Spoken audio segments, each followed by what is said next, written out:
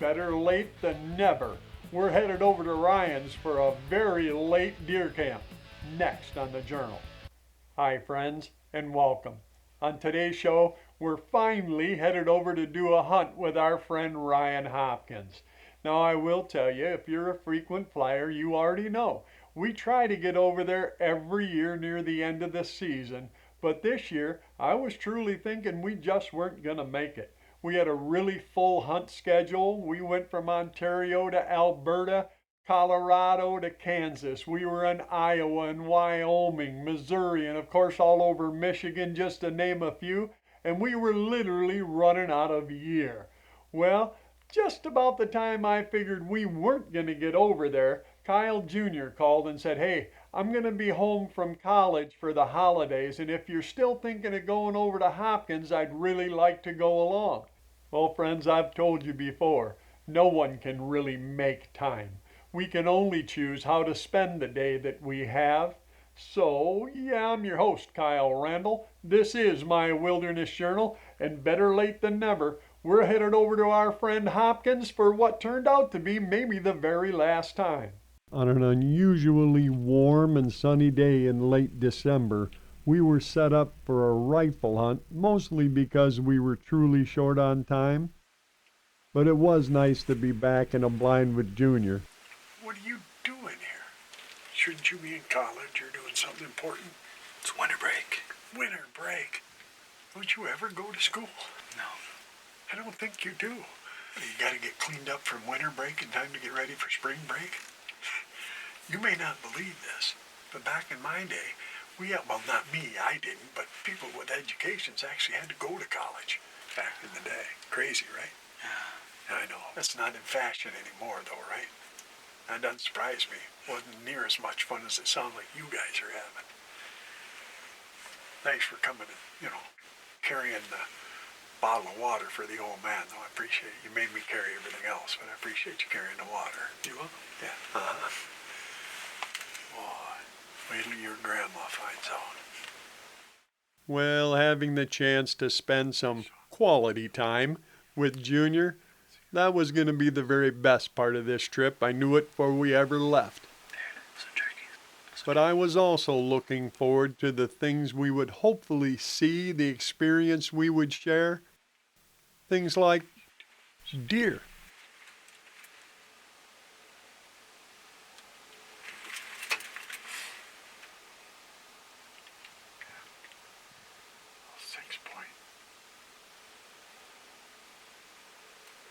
See him? Yeah, I see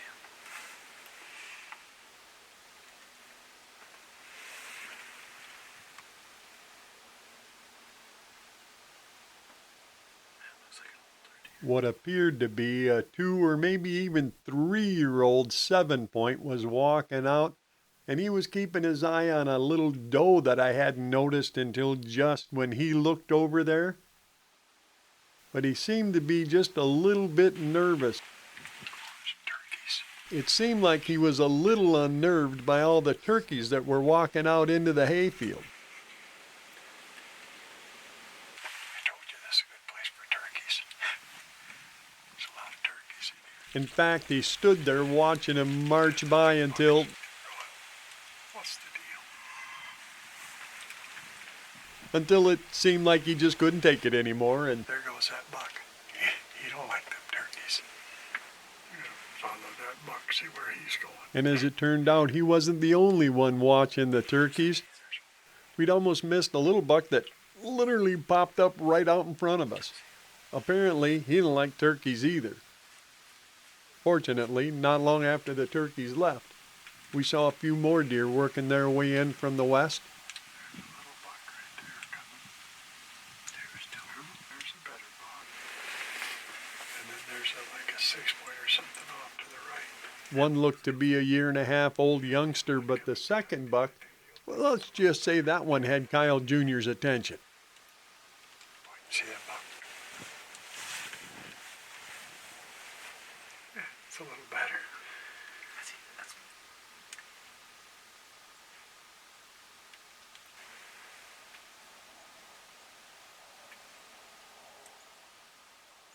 We watched as this pair worked their way in toward the hayfield. At least I watched. I noticed Kyle Jr. kept staring over at me as if to say, well, aren't you going to grab the rifle?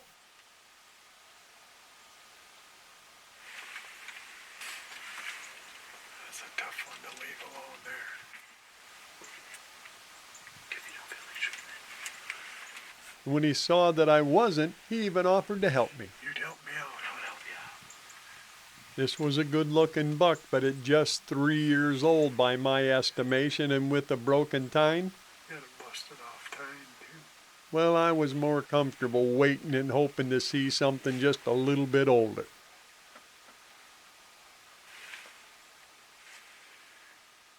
And that's what we were doing, waiting and watching until an older doe showed up to join that yearling in the field, and when she walked in, one of the little bucks turned and started pestering her. And that, friends, brought him right up in our face. I mean, right out in front of the blind, not more than 10, 15 feet. He's gonna come up here and give you a big kiss. Yes. I think he's gonna come right in here and give you a big sloppy wet kiss. You ever had any deer kisses? No.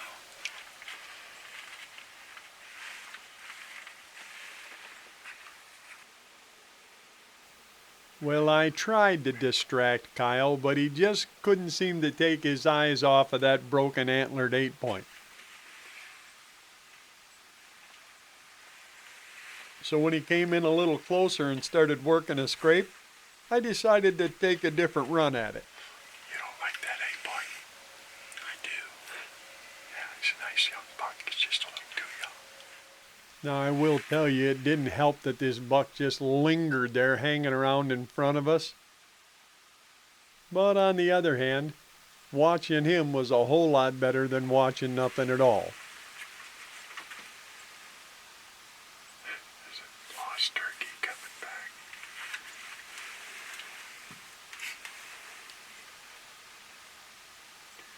Maybe that turkey thinks he's a deer.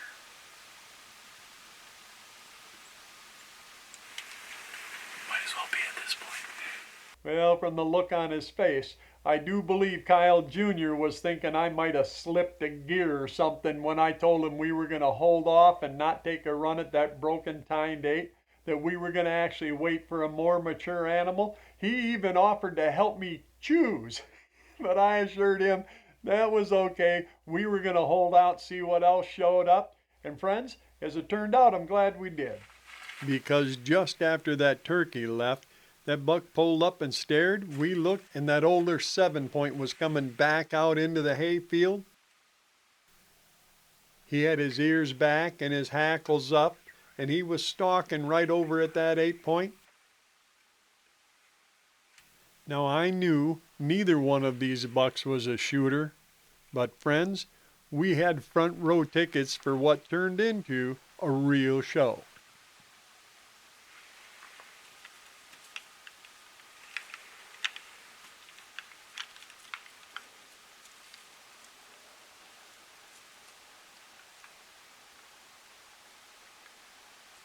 Now, it all started friendly enough, a little pushing and shoving, stopped to see whether or not the girls were watching, and then a little more pushing and shoving. What else is coming? But just like a couple of teenage boys out behind the high school, sooner or later somebody pushes a little too hard, somebody takes a cheap shot, and then, well, let's just say it gets a little more serious.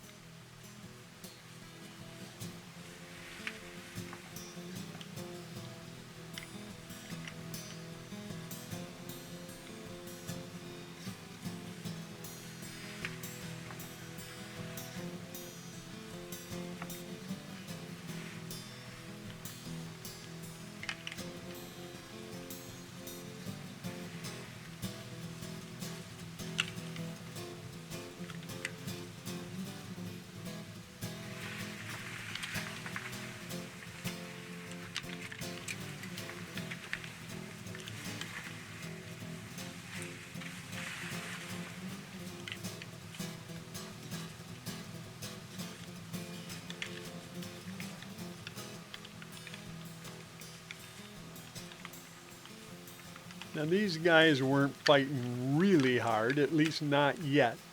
They would occasionally separate and stare to see what the girls were doing. But I will tell you, friends, this is some pretty good entertainment, and I have often wondered how more often than not one of these deer doesn't lose an eye or get its neck broke. This can be some pretty dangerous stuff. I certainly wouldn't want to be in between them.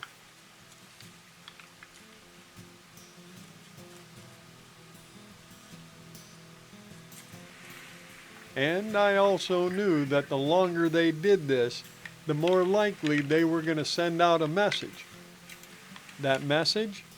If other bucks hear that rattling, the antlers banging, more than likely they're going to come and see what all the fuss is about. And about 5 minutes into their fight, this heavy antlered 8-point came in doing just that. We took a good hard look at him. He was at least a 3-year-old. And I watched pretty close as he worked his way across the hayfield following a couple does. And even though I'd decided he wasn't a shooter either, it was encouraging to see older deer on their feet and moving before dark. I notice you keep wandering back over there. Look at him. A year or two and he'll be one of the monsters. He already looks pretty good, don't he? Yeah, he does. And I kept right on watching as it got darker and darker until finally, just as it got really dark, almost too dark to see, too dark for the camera, another buck, a bigger buck, came in to see what was going on. That, friends, was the kind of deer I was looking for. It's just too dark. That, friends, was the kind of mature buck I was hoping to see. And even though it showed up just a little too late, it was a little too dark, at least Kyle Jr. got to see it and realized maybe the old guy wasn't really losing his mind. What we were losing, unfortunately, was the clear weather. In a couple of days, it had gone from unseasonably warm to unseasonably warm and raining most of the time.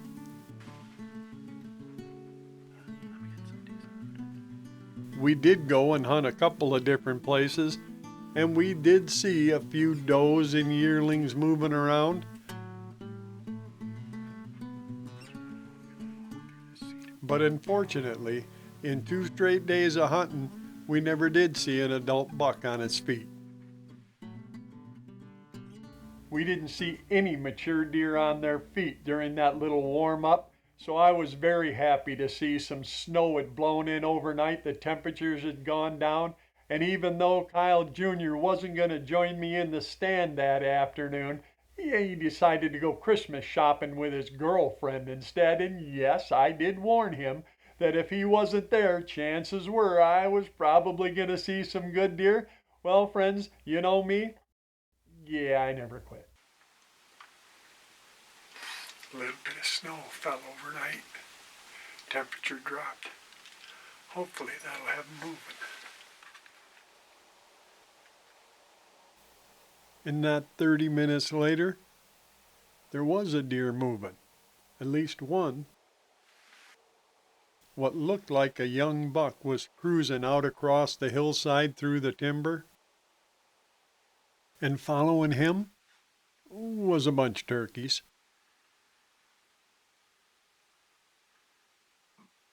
A flock of toms was working its way into the hayfield, and they had made it all the way into the far corner and were pecking around when they stopped and started looking back into the trees.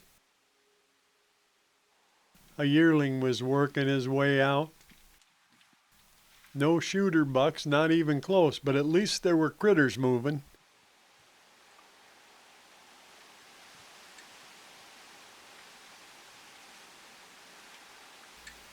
I sat watching that gimpy tom limp his way around that little deer, and then I noticed a familiar face headed for the hayfield.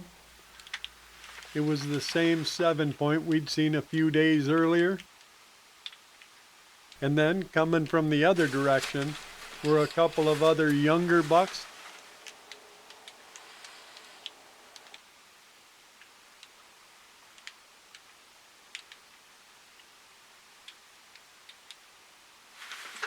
and the same broken 8-point that we had watched sparring right out in front of the blind. That's that broken tine 8-point.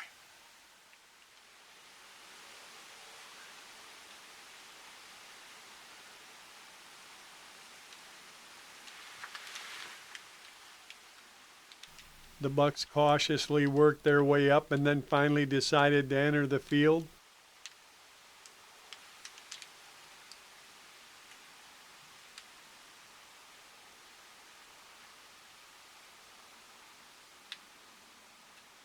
And I remember thinking as that broken 8 walked over and started challenging first the smaller buck and then that same 7-point, I thought, buddy, you've got some anger management issues. It's definitely the size of the dog in that fight.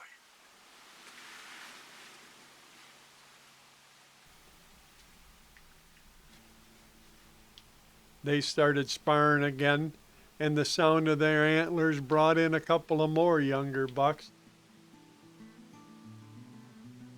But so far, no big boy had wandered out of the woods.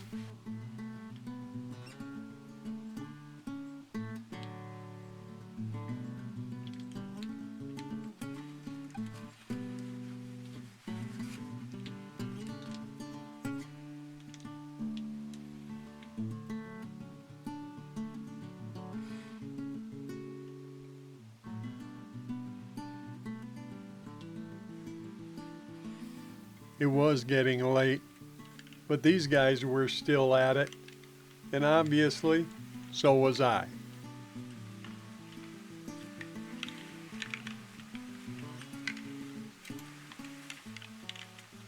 Now you would have thought those two had settled all their issues a couple of days ago. Still, I was glad to see and hear 'em out there sparring again. I was truly hopeful that that sound, their antlers banging together, would draw in other, hopefully older deer like it had a couple of days ago. And friends, every once in a while,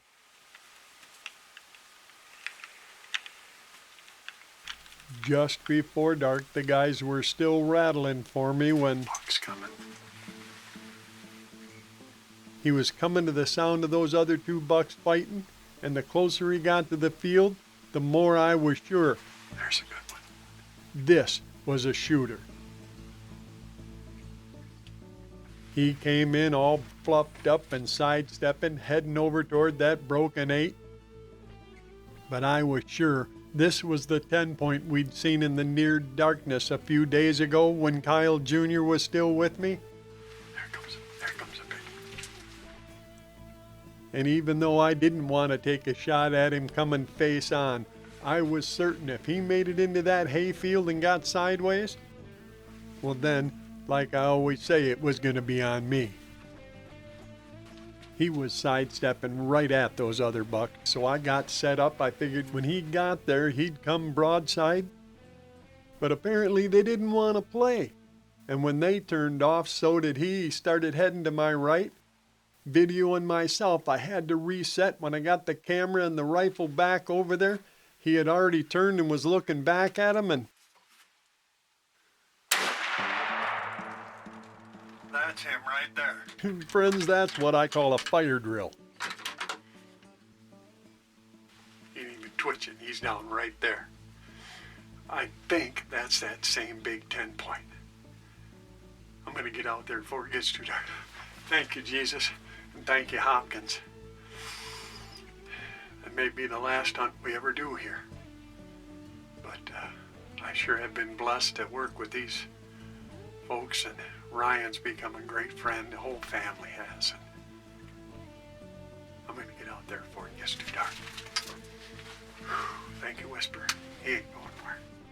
Well, with just minutes to spare, yeah, it was time to call Ryan and see could he come give me a hand with this deer, and then maybe I could get him to explain something I'd seen on my way into camp earlier that morning. There you go. Look at that. Dandy, buddy. Thank Big you. old good one. Again, I tell you, the end of the year, things are just, that's just a beautiful symmetrical 10-point, isn't it? They don't make tens much better than that, buddy. Oh, even I can count to that, and I'm a public school student. I'll tell you what, Right. that is gorgeous, and I got to ask you, and if you tell me I'm out of line, just tell me I'm out of line. Driving in here, I could have swore I saw a for sale sign sitting out by the driveway, a real estate sign. It's happening.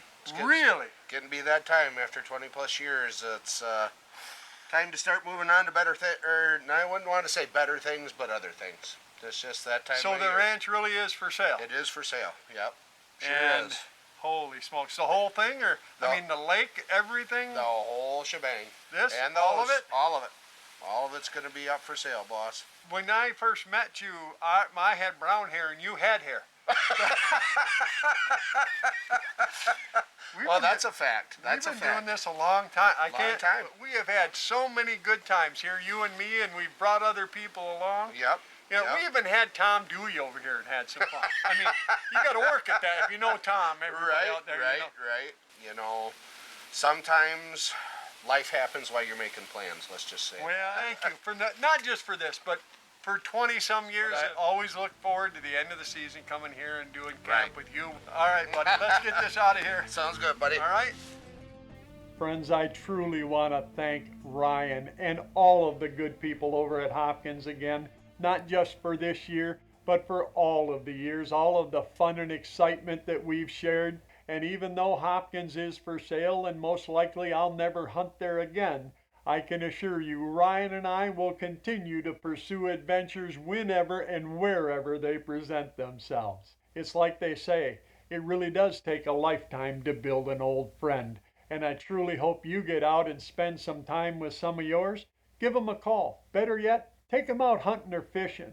Never squander the day you have or the opportunity before you because you really never know when it will be gone.